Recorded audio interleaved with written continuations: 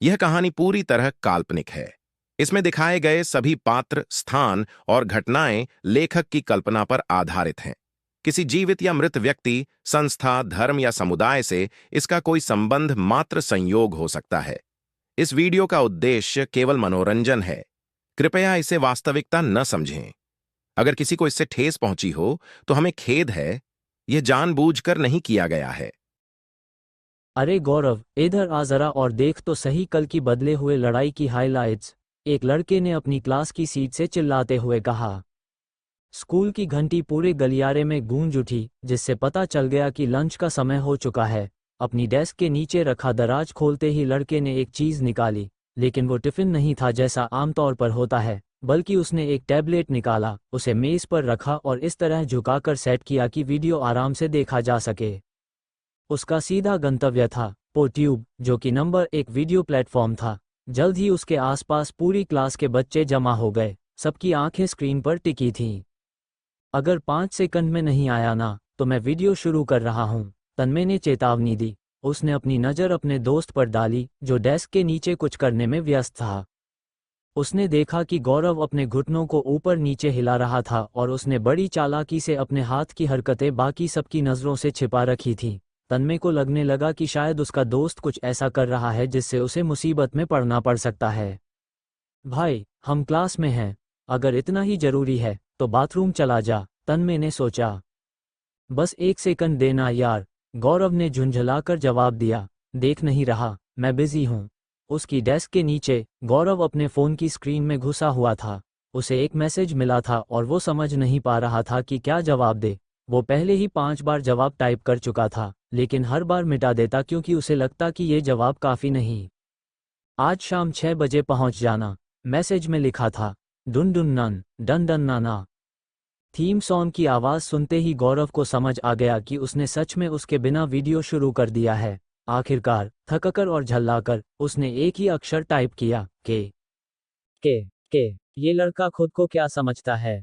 दूसरी तरफ से उस मैसेज को देखकर एक आदमी चिल्लाया। इसी बीच गौरव भीड़ को चीरता हुआ तन्मय के पीछे खड़ा हो गया, ठीक वक्त पर, क्योंकि फाइट शुरू होने वाली थी। दो आदमी एक दूसरे के आमने सामने खड़े थे, सिर्फ टाइट शॉर्ट्स पहने हुए। उनकी मांसपेशियां और एब्स पूरी मेहनत की गवाही दे रही थीं। एक कोने में 200 पाउंड वजन के साथ लगातार 13 मुकाबले जीत चुका किशोर सम्रत खड़ा था। उसकी ठोड़ी पर बारीक दाढ़ी और ऊपर की ओर उठे काले बाल थे, साइड से छोटे कटे हुए। उसका प्रतिद्वंद्वी था सुमित ढिल्लों, 190 पाउंड का, लगातार 10 मुकाबले जीतने वाला, जो थोड़ा ठिगना और पूरी तरह गंजा था और हमेशा चेहरे पर अजीब सी मुस्कान रखता था। अरे, तुम्हें नहीं लगता ये दोनों थोड़े बहुत तन्मय और गौरव जैसे दिखते हैं? एक छात्र ने अचानक कहा। सच में यार, बिल्कुल हूबहू। पूरी क्लास ठहाकों में गूंज उठी। सब हंस रहे थे, सिवाय तन्मय और गौरव के। अफसोस की बात थी कि वो दोनों खुद भी इन फाइटर्स जैसे दिखते थे। हालांकि गौरव के चेहरे पर कोई बाल नहीं थे। वो 16 साल का था, लेकिन आज तक उसके चेहरे, छाती या टांगों पर एक भी बाल नहीं उगे थे। वो बिल्कुल साफ था। कई लड़कियां ऐसे जीन्स की ख्वाहिश करती थीं, लेकिन एक जगह पर बाल तो थे, और उसने सबको ये बात साफ बता दी थी। ये एक ऐसा किस्सा था जिसे उसके कई क्लासमेट भूलना चाहते थे। बहुत मजाक उड़ाया गया, इसलिए उसने सबको प्रूफ दिखाने का फैसला किया। और हाँ, अपनी क्लास के लड़कों के सामने कपड़े उतारना कोई समझदारी नहीं थी। नतीजा हुआ 1 हफ्ते की डिटेंशन। शुक्र है उसने ये कसरत की क्लास के दौरान किया, वरना मामला और बिगड़ सकता था। वो लड़ाई में पहले आए फाइटर जैसा दिखता था, बस फर्क इतना था कि उसके बाल हरे रंग के थे। ये उसका नेचुरल कलर नहीं था। उसने गर्मियों में ऐसा किया था। पहले तो सब चौंक गए थे, लेकिन गौरव से ऐसी पागल हरकतें कोई नई बात नहीं थी। उसकी पहचान ही ऐसी थी। तन्मय, उसका सबसे अच्छा दोस्त, उस वीडियो वाले दूसरे फाइटर की तरह दिखता था। वो पूरी तरह गंजा नहीं था, लेकिन जब भी बाल कटवाने जाता था तो हमेशा नंबर 1 कट ही करवाता था।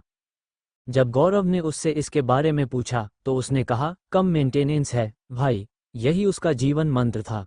उसे कंप्यूटर गेम्स, टीवी शो और किताबें पसंद थीं, ऐसी चीजें जो जवाब ना दें। तन्मय को लोगों से बात करना बिल्कुल पसंद नहीं था। यहाँ तक कि वो सुपरमार्केट में भी सिर्फ सेल्फ स्कैन मशीन का इस्तेमाल करता था। कोई उससे बात कर ले, ये सोचकर ही वो काम जाता था। उनकी सोच और स्वभाव इतने अलग होने के बावजूद दोनों में गहरी दोस्ती थी। जब सब बच्चे हंसने में व्यस्त थे, तब फाइट शुरू हो चुकी थी। घंटी बजते ही दोनों फाइटर के शरीरों में हल्के बदलाव होने लगे। महाशयों और महाशयाओं, लगता है हमारे बदले हुए योद्धा शुरू से ही पूरी ताकत से भिड़ने को तैयार हैं। उद्घोषक ने भीड़ में जोश भर दिया। किशोर के हाथों की उंगलियां लंबी हो गई थीं और उसकी त्वचा में पीलापन आ गया था। उसके हाथों में काले धब्बे उभर आए थे और चेहरे पर थोड़े बाल दिखाई देने लगे थे। सुमित की गालें फूल गई थीं और उसके पैरों में जाली जैसी बनावट आ गई थी। जैसा कि आप देख सकते हैं, किशोर एक चीते जैसे जानवर पर आधारित है, जबकि सुमित में मेघ जैसी खासियत है। ये मुकाबला बहुत ही दिलचस्प होने वाला है, उद्घोषक चिल्लाया। परिवर्तन 1 सेकंड से भी कम में पूरा हो गया था। पहला वार करने वाला सुमित था। उसने मेघ जैसी लंबी जीभ फेंकी और किशोर के बाजू को जकड़ लिया। किशोर के चेहरे पर घिन जैसा भाव था। उसने अपना हाथ कस लिया, जिससे उसकी विशाल मांसपेशियां और उभर आईं, और एक ही झटके में उसने सुमित की जीभ काट डाली। यस, गौरव चिल्लाया। चल किशोर। तेजी से पिंजरे में दौड़ता हुआ वो इंसानों से कहीं ज्यादा तेज लग रहा था। सुमित भी मेघ जैसी टांगों की मदद से ऊंचा कूदा, लेकिन वो काफी नहीं था। किशोर ने उसके पैर को पकड़कर उसे जमीन पर दे मारा। रेफरी ने तुरंत किशोर को विजेता घोषित कर दिया और साथ ही इस बदले हुए लड़ाई के नए चैंपियन के रूप में भी। जो मुकाबला बच्चे देख रहे थे, उसे बदला हुआ मैच कहा जाता था। ये इस समय दुनिया का सबसे लोकप्रिय कॉम्बैट स्पोर्ट था, क्योंकि इसमें लड़ने वाले थे ऑल्टर्ड यानी बदले हुए इंसान। इंसानों ने एक समय पुराने विशाल जीवों के जीवाश्म खोज निकाले थे। ये जानवर आधुनिक जानवरों के पूर्वज माने जाते थे, बड़े, तेज और भयंकर। आखिरकार, एक वैज्ञानिक ने एक चमत्कारी खोज की और ये साबित कर दिया कि इन जीवों का डीएनए इंसानों में डालकर उन्हें बदला जा सकता है। ऐसे लोग अब ऑल्टर्ड कहलाते थे। ये लोग अपने शरीर का कुछ हिस्सा बदल सकते थे, ताकतवर, तेज और बीमारियों से लगभग अछूते। कुछ की उम्र तक थम सी जाती थी। लेकिन हर कोई ऑल्टर्ड नहीं बन सकता था। फॉसिल सीमित थे, और ये प्रक्रिया महंगी। सिर्फ अमीर और ताकतवर लोग ही ऑल्टर्ड बन सकते थे। यहाँ तक कि आज जो लड़ाई ये बच्चे देख रहे थे, उनमें भी दोनों लड़ाके किसी बड़ी कंपनी द्वारा प्रायोजित थे। हर लड़का ऑल्टर्ड बनने का सपना देखता था। उनके लिए ये सुपरहीरो जैसा था। पर उस कमरे में दो सबसे बड़े दीवाने थे, तन्मय और गौरव। इन्हीं दोनों ने तो क्लास में इस खेल का जोश भरा था। हर किसी की चाह थी एक दिन ऑल्टर्ड बनने की, लेकिन गौरव और तन्मय की वजह बिल्कुल अलग थी। हमारे विजेता, किशोर सम्राट के लिए जोरदार तालियां। उद्घोषक ने घोषणा की।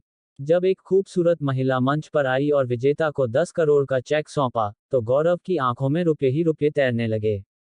वो लड़का पैसों का दीवाना था और ऑल्टर्ड फाइट को देखकर, खासकर वो चेक देखकर, उसे एक आसान रास्ता दिखा पैसा और नाम कमाने का।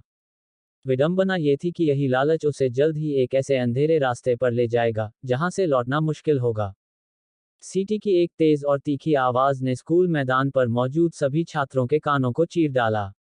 यह उनकी रोज की वार्म अप की याद दिला रही थी, यानी स्कूल के मैदान के 2 बड़े चक्कर लगाना। कक्षा की पढ़ाई भले ही खत्म हो गई थी, लेकिन इसका मतलब ये नहीं था कि स्कूल का दिन खत्म हो गया था। गौरव दूर खड़े खड़े स्कूल की इमारत के सामने लगे विशाल घड़ी को घूर रहा था। वह अपनी आंखें मिचमिचा रहा था, ये जानने की कोशिश कर रहा था कि दोनों कांटे किस जगह पर हैं। घड़ी छोटी नहीं थी, लेकिन उसकी आंखों की रोशनी अब बहुत कमजोर हो चुकी थी। फिर भी, गौरव ने कभी चश्मा पहनने की जिद नहीं छोड़ी। उसे लगता था कि अगर वो चश्मा पहन लेगा, तो मान लेगा कि उसकी आंखें वाकई खराब हो चुकी हैं। और अगर उसने मान लिया, तो आंखें और बिगड़ेंगी और ये साबित हो जाएगा कि उसके अंदर अच्छे जीन नहीं हैं। कुछ ऐसा जो परिवर्तितों ऑल्टर्ड में कभी नहीं होता।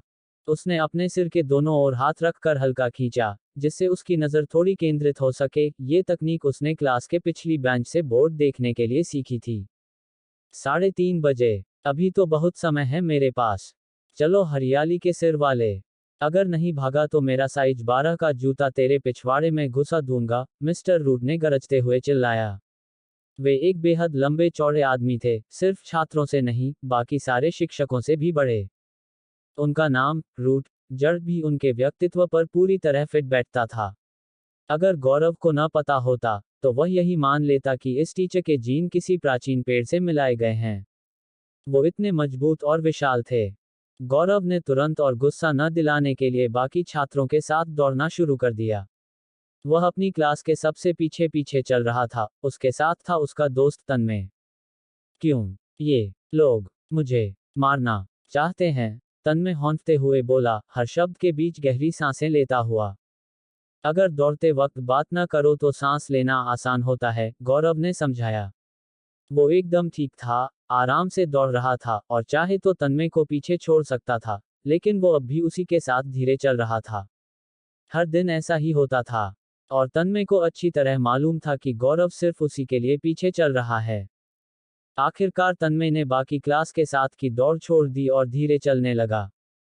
ये सही है। इंटरनेट कहता है कि जब आप जॉगिंग करते हो, तो इतनी धीमी करनी चाहिए कि आप बातचीत कर सको। हाँ, लेकिन मेरा नहीं लगता इंटरनेट वालों का मतलब इतना धीमा था, अब दोनों इतने धीरे चल रहे थे कि लगभग चल ही रहे थे। उन्होंने हाथ आगे पीछे झुलाना शुरू किया ताकि ऐसा लगे कि दौड़ रहे हैं। लेकिन ये नाटक मिस्टर रूट की नज़र से नहीं बच सका। बाकी सारे छात्र अब इन्हीं दोनों का इंतजार कर रहे थे। चले आओ, ओ सब्जियों के ढेर, उन्होंने गुस्से में पुकारा। छात्रों की लाइन लगवाकर मिस्टर रूट ने एक रग्बी बॉल जमीन पर रख दी और सबसे ताकतवर लड़के किशोर को सामने बुलाया। किशोर उनकी क्लास की शान था। ऐसा लड़का जो फिल्मों में हीरो होता है, लेकिन ये कोई फिल्म नहीं थी, वो हकीकत में सामने खड़ा था। सुनहरी त्वचा, घुंघराले भूरे बाल और एकदम तराशे हुए शरीर वाला किशोर ऐसा लगता था जैसे खेलों के लिए बना हो। तुझे पता है, 10% लड़के ही 90% लड़कियों से मैच करते हैं, तन्मय ने गौरव से फुसफुसाते हुए कहा, मैं बाइंडर की बात कर रहा हूँ। वैसे मैंने कभी खुद नहीं यूज किया। जब पता है कोई मुझ पर स्वाइप नहीं करेगा, तो मैं ही सबको पहले स्वाइप कर देता हूँ, ताकि वे मुझे मना न कर सकें। पर तूने कहा था तू ऐप यूज ही नहीं करता। गौरव ने खुद को देखा और फिर किशोर को। उसकी उदासी किसी लड़की की वजह से नहीं थी। असली वजह थी किशोर जैसे लोग ही परिवर्तितों के लिए चुने जाते हैं। और ऐसे में उसके जैसे लड़कों को कौन पूछेगा? सीधी बात कहूं, किशोर हमारी टीम का सबसे बेहतरीन खिलाड़ी है। लेकिन ऐसे सैकड़ों किशोर बाकी टीमों में भी हैं। मिस्टर रूट ने प्रेरणादायक भाषण दिया, हमें चाहिए अच्छे डिफेंडर जो टैकल कर सकें। आज की ट्रेनिंग में दो ही लक्ष्य थे, या तो किशोर से बॉल छीन लो, या उसे जमीन पर गिरा दो। कुछ छात्रों के असफल प्रयासों के बाद अब बारी थी गौरव की। मिस्टर रूट को गौरव से कोई उम्मीद नहीं थी, लेकिन नियम सबके लिए बराबर थे। सीटी बजी और किशोर बॉल को बच्चा समझते हुए अपनी पूरी ताकत से दौड़ पड़ा। अरे यार, थोड़ा धीरे नहीं आ सकता क्या? मेरे कमजोर हाथों से बॉल तो छीननी नहीं जा रही। बस अब एक ही रास्ता है, टैकल करना पड़ेगा। गौरव ने हिम्मत समेटी और किशोर की तरफ दौड़ पड़ा। उसकी एक खास बात थी, उसमें डर नाम की चीज नहीं थी। जब दोनों करीब पहुंचे, गौरव ने घुटनों को झुकाकर सही पोजीशन ली। जब भी किशोर छल करता है, तो हमेशा दायां पैर आगे करता है। उसके शरीर का वजन उसी तरफ जाता है। आज घास गीली है, उसके पैर ज्यादा धंस रहे हैं। मतलब वो शरीर को घुमाकर दाएं निकलने वाला है। गौरव ने इसी रणनीति पर खेला और जैसे ही किशोर मुड़ा, गौरव उसके रास्ते में आ गया। लेकिन तभी किशोर का एक घुटना इतनी तेजी से उसके चेहरे से टकराया कि एक जोरदार क्रैक की आवाज सबने सुनी। खून बहने लगा और गौरव जमीन पर पड़ा रहा। तो क्या हुआ जो मैंने उसका मूव पढ़ लिया? मेरा शरीर तो उस पर कुछ कर ही नहीं सकता। वो वर्षों से परिवर्तितों की फाइट्स देख देख कर आदतें पढ़ने में माहिर हो गया था। लेकिन ये सारी बुद्धि अब बेकार लग रही थी। भाई, मुझे माफ कर दे, चल डॉक्टर के पास चल, किशोर ने कहा और उसे उठाया। मेरी नाक टूट गई लगती है, गौरव ने धीमे से कहा। चल मेरे फैमिली क्लिनिक चल, मैं सब बता दूंगा, कोई चार्ज नहीं करेगा।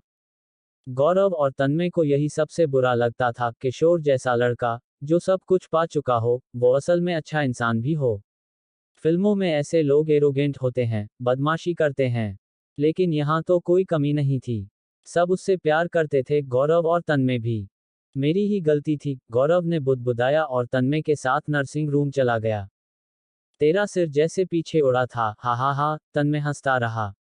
तेरी हरी बालों वाली वापसी के बाद मैंने सोचा था तू बदला है, लेकिन तू तो वही पुराना बेवकूफ है। गौरव मुस्कुराया भी नहीं। आज उसका मूड कुछ अलग था। हमसे ये खेल क्यों करवाते हैं? ओह हाँ, मोटापे की बीमारी का हल, हर बच्चे को स्पोर्ट्स में डाल दो। ताकि हम भी वैसे ही मोटे न हो जाएं जैसे ये नियम बनाने वाले लोग खुद हैं, तन्मय बड़बड़ाता रहा। वैसे तेरी बहन कैसी है? उसने बात बदली। तू उसे डेट नहीं कर सकता, गौरव तुरंत बोला। मैंने ऐसा कहा कब? लेकिन सच में, बड़ी सुंदर हो रही है यार। अभी तो तेरे साथ चिपकी रहती है, लेकिन 2 साल बाद तुझे पहचानने से भी इनकार कर देगी। तन्मय के दिमाग में एक तस्वीर बनने लगी, एक खूबसूरत लड़की। और फिर उसने अपनी कल्पना में कुछ बड़ा चढ़ा दिया। पता है, गौरव ने गहरी सांस ली, शायद मुझे खुद ही उससे लड़कों को दूर भगाना पड़ेगा। नज ने पुष्टि की कि नाक टूटी हुई है। अस्पताल जाने की सलाह दी, लेकिन गौरव सीधे वहां नहीं गया, वो घर के लिए दौड़ पड़ा। वह जल्दी घर पहुंचा, क्योंकि बस का किराया बचाना चाहता था। उनकी बिल्डिंग पुरानी थी, बिना लिफ्ट के। 6ठी मंजिल तक सीढ़ियां चढ़ना मानो जान निकालने जैसा था। फिर भी 604 नंबर फ्लैट में घुसा।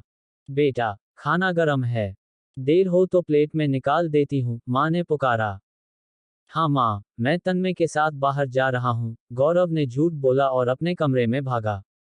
छोटा फ्लैट, 2 कमरों वाला। और चूंकि 2 ही कमरे थे, भाई बहन एक ही कमरा साझा करते थे। गौरव, तेरी नाक को क्या हुआ? उसकी बहन अमी चौंक गई।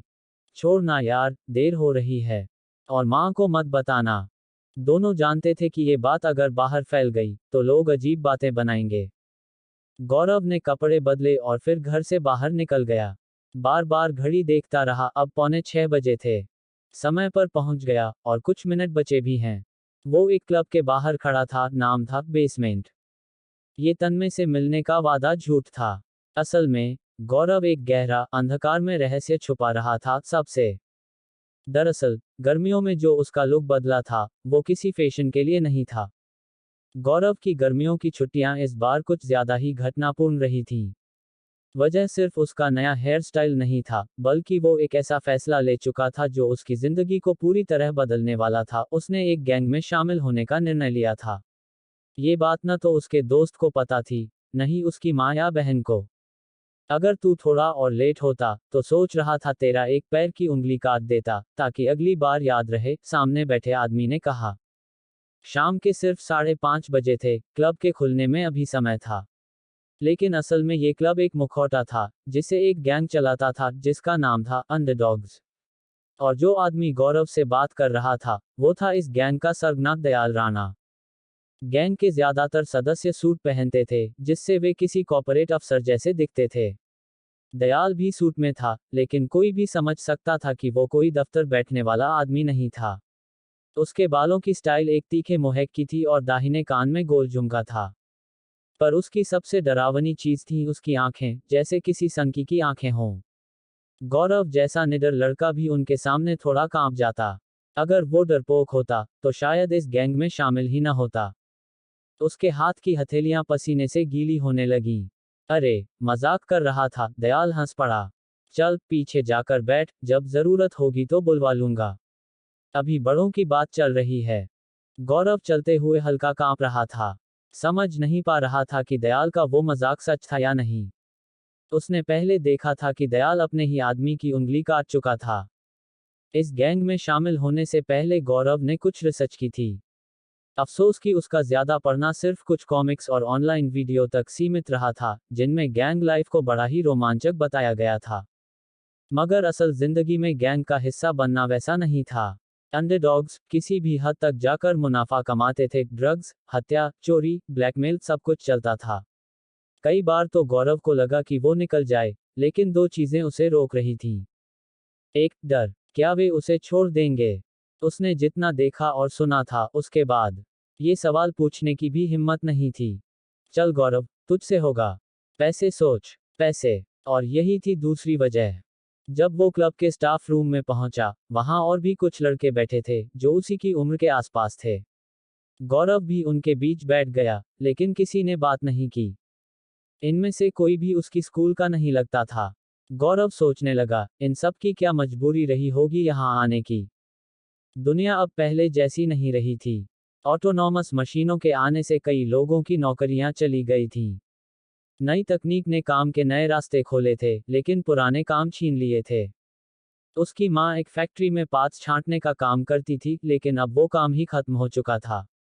सरकार ने नई ट्रेनिंग देने की बात की थी, साइबर सिक्योरिटी, कोडिंग, मैकेनिक्स, पर एक अकेली माँ के पास इतना समय कहाँ था। अब वो बस छोटे मोटे काम करती रहती थी, जितना भी मिल जाए। देश अब टियर सिस्टम में बढ़ गया था। टियर-5 सबसे गरीब और टियर 1 सबसे अमीर। गौरव का शहर टियर 3 में था।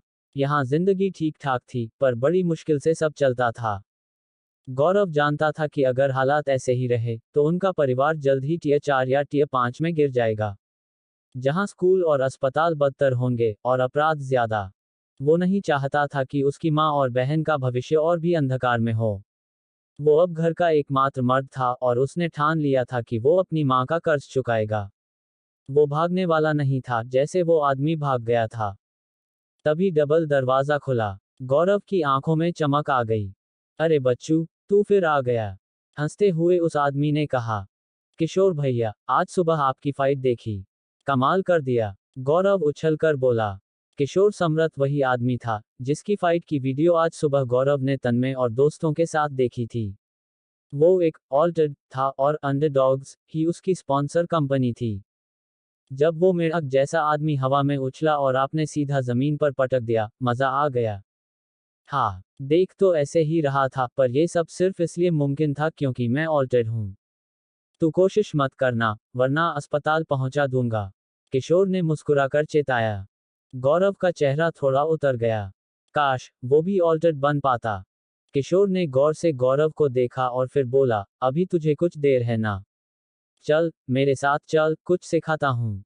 चिंता मत कर, दयाल भैया से मैं कह दूंगा तू मेरे साथ था। गौरव को समझ नहीं आया, पर वो किशोर पर भरोसा करता था। इस गैंग में बाकी सब तो डरावने थे, पर किशोर हमेशा सुलझा हुआ और दोस्ताना लगा। वे क्लब के एक कमरे में चले गए, जिसे लोग चीज रूम कहते थे। आमतौर पर यहाँ पुराने गानों पर लोग डांस करते थे, पर अभी रोशनी में सब फीका लग रहा था।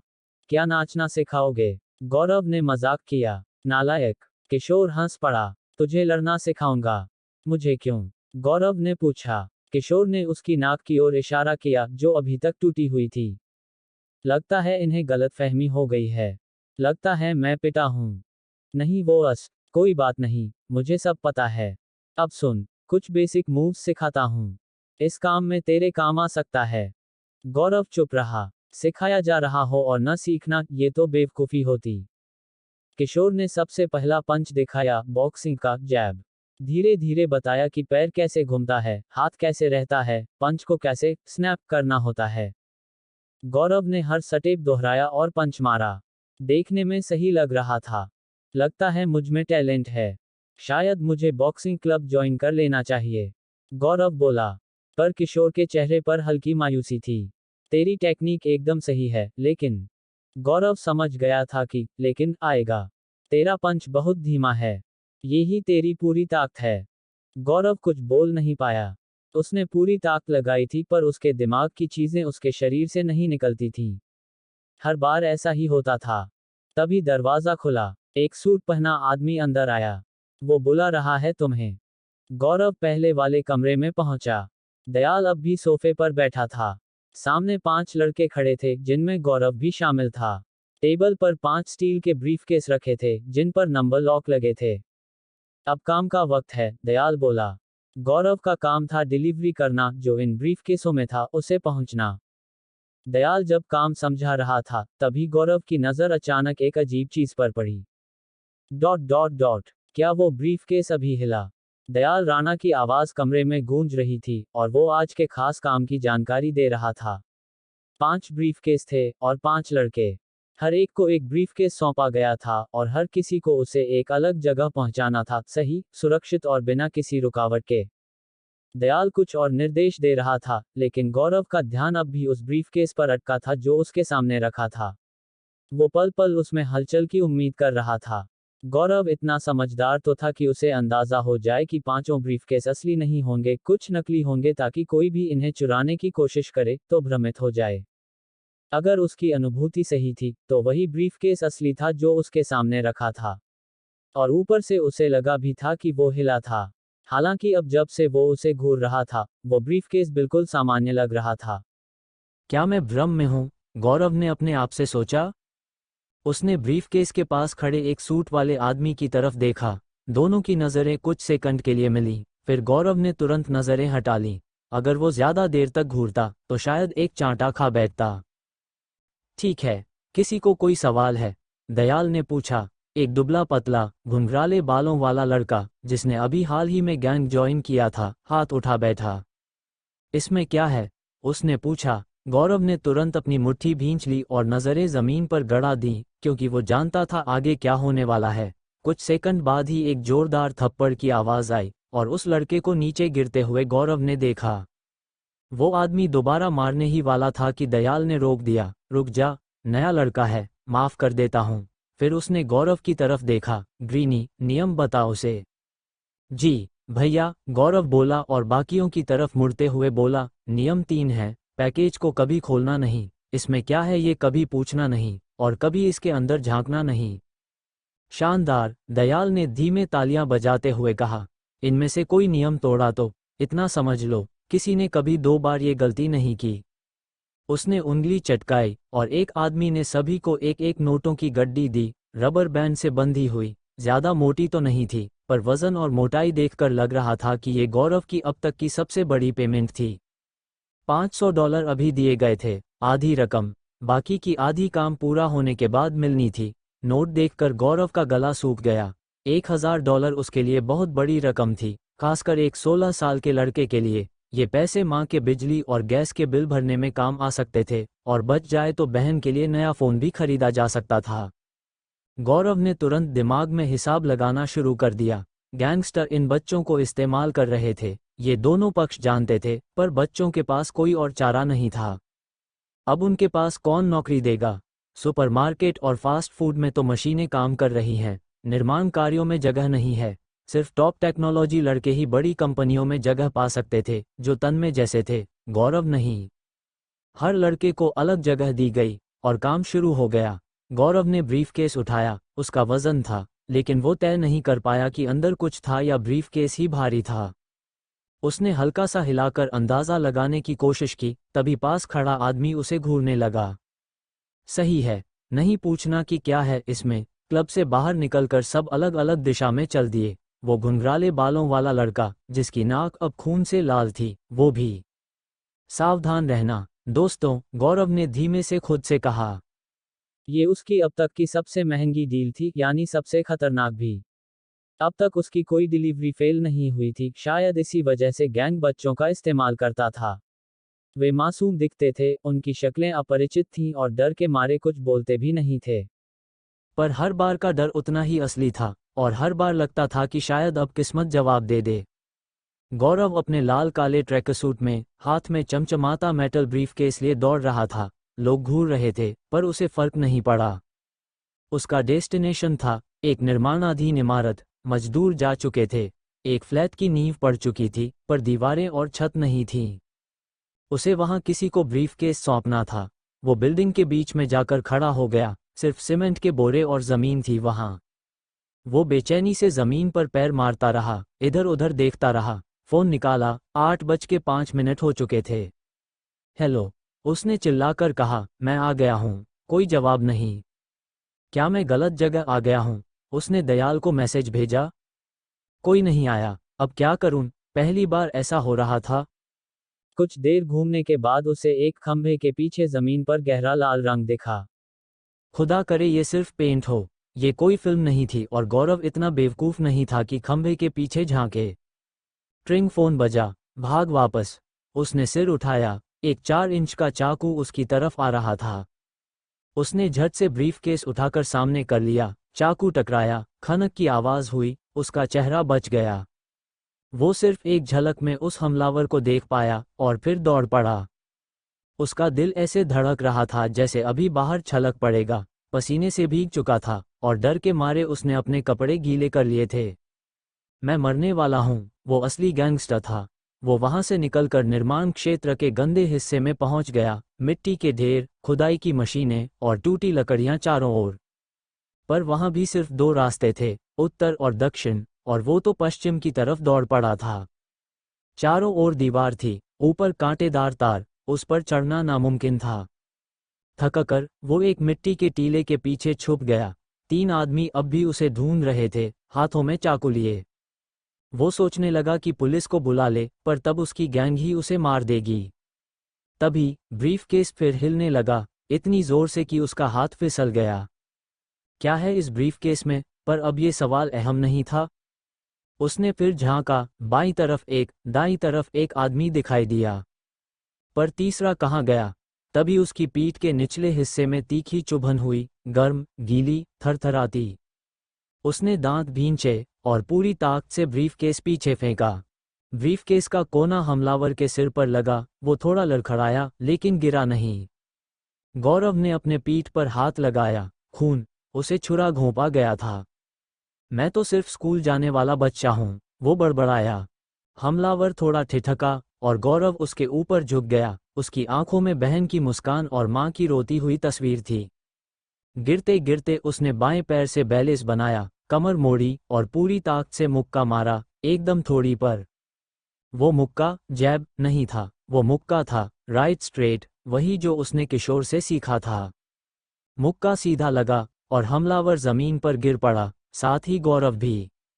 उसका शरीर जवाब दे चुका था, आंखें बंद हो रही थीं। सिर्फ ब्रीफकेस अब उसकी आंखों के सामने था, जो उछल रहा था, तेज, बेकाबू। मैं मरना नहीं चाहता, गौरव ने बमुश्किल फुसफुसाया। क्लिक, ब्रीफकेस खुलने की आवाज आई और फिर उसकी नजरें अंधकार में डूब गईं। अब भी उसके होश थोड़े बाकी थे, पर दर्द अब उसकी कलाई में था, छुरे से भी भयानक, जैसे कुछ अंदर घुस रहा हो। फिर बंद आंखों के सामने कोई दिखाई दिया। गौरव की पलकों में धीरे धीरे हरकत हुई, जैसे होश लौट रहा हो। सबसे पहले जो उसने देखा वो थे उसके ऊपर लहराते बेहद ऊंचे पेड़। आसमान धूसर था, समझ पाना मुश्किल था कि सुबह होने वाली है या रात गहराने वाली है। जब उसने शरीर उठाने की कोशिश की तो नीचे सूखे पत्तों की सरसराहट सुनाई दी। क्या मैं जंगल में हूँ? गौरव ने चारों ओर देखा, दूर दूर तक पेड़ ही पेड़ थे, कोई रास्ता या सड़क दिखाई नहीं दे रही थी। मैं यहाँ क्यों आया? मैं तो अभी अभी उसके सिर में तेज दर्द उठा। उसने ऊपर देखा तो पाया कि उसकी ट्रैकसूट की बाहें फटी हुई थीं। पिछली घटनाओं को याद करने की कोशिश की, लेकिन जो सबसे ज्यादा जहन में था वो थी पीठ की जलती हुई टीस। वो आदमी, उसने मुझे छुरा घोंपा था। उसने अपनी टी शर्ट उठाकर पीठ की ओर देखा, मगर वहां कुछ नहीं था। हाथ घुमाकर टटोलने पर भी कोई घाव नहीं मिला। क्या ये सब कोई बुरा सपना था? लेकिन तभी एक चीज ने उसे यकीन दिला दिया कि ये सपना नहीं था। उसके ट्रैक पैंट पर सूखा खून जमा था, नीचे से ऊपर की ओर बहने के निशान, यानी कुछ तो हुआ था। उसे अब तक दर्द में होना चाहिए था, जख्म होना चाहिए था, लेकिन कुछ नहीं था, बल्कि उसका शरीर तो पहले से कहीं ज्यादा हल्का लग रहा था। आखिर हुआ क्या था उस जगह पर? और मैं यहाँ कैसे आया? और ये यहाँ है कहाँ? निर्माण स्थल से इस जंगल तक क्या हुआ, इसकी कोई याद नहीं थी। और सोचते सोचते उसने वो बात नजरअंदाज कर दी जो सामने थी। उसकी दृष्टि बदल चुकी थी। अंधेरे के बावजूद उसे दूर के पेड़ों की लकड़ी की दरारें, पत्तियों की बनावट और यहाँ तक कि एक पेड़ पर चढ़ती चींटियों की लाइन तक दिख रही थी, जो एक दूसरे को खाना पास कर रही थी। और चांद भी अब साफ दिख रहा था, लगता था अब भी आधी रात ही है।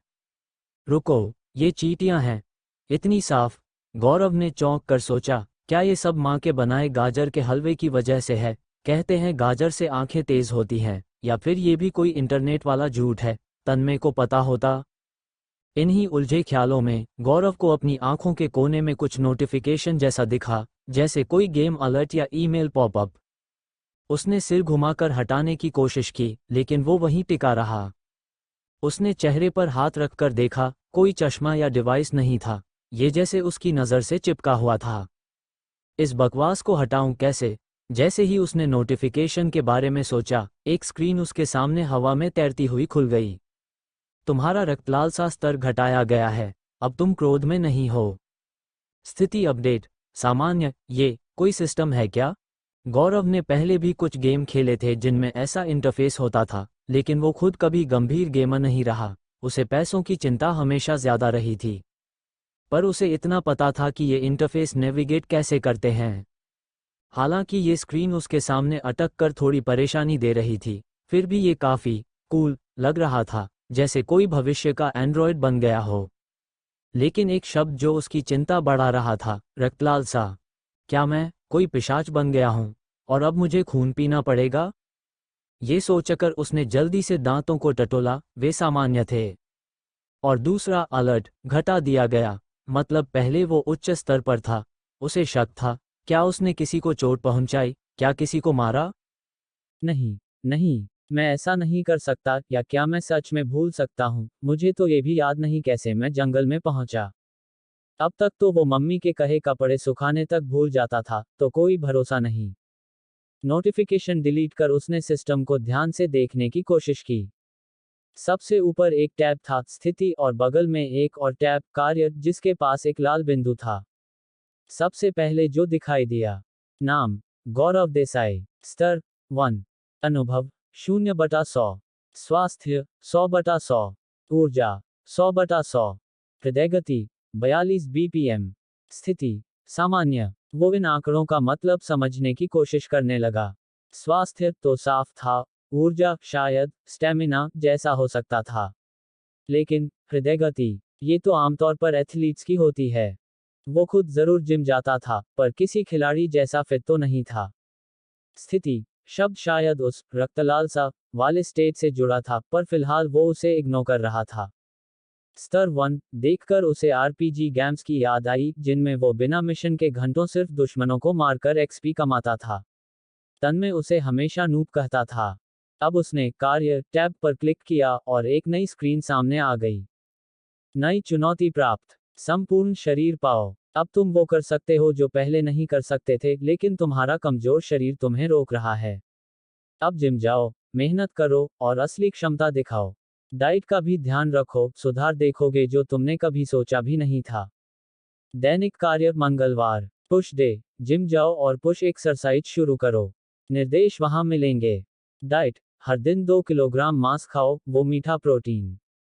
इनाम, मीठा एक्सपी जो तुम चाहते हो। 2 किलो मांस। क्या ये सिस्टम पागल है?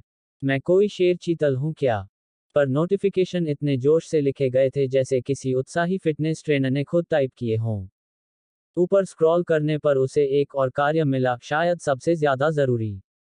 नई चुनौती प्राप्त, तुम्हारा पहला परिवर्तन, अगले पूर्णिमा तक 14 दिन बचो। ये पढ़कर गौरव का दिमाग एकदम साफ हो गया। पूर्णिमा, चांद, परिवर्तन, एक ही जीव है जिसके साथ ये बातें फिल्मों और किताबों में जुड़ी होती हैं, वेयरवुल्फ। वो नोटिफिकेशन की शुरुआत में गया, वही जो उसे ब्लैकआउट से पहले दिखाई दिया था। बार बार उस संदेश को पढ़ा, मैं पिशाच नहीं हूँ, ... और फिर मुस्कुरा दिया। लगता है अब मुझे दाढ़ी मूंछ की टेंशन नहीं लेनी पड़ेगी। अगर आप लोग इस कहानी का अगला भाग सुनना चाहते हैं तो जल्दी से मेरे चैनल को सब्सक्राइब करें और मुझे बताएं कि आपको यह कहानी कैसी लगी।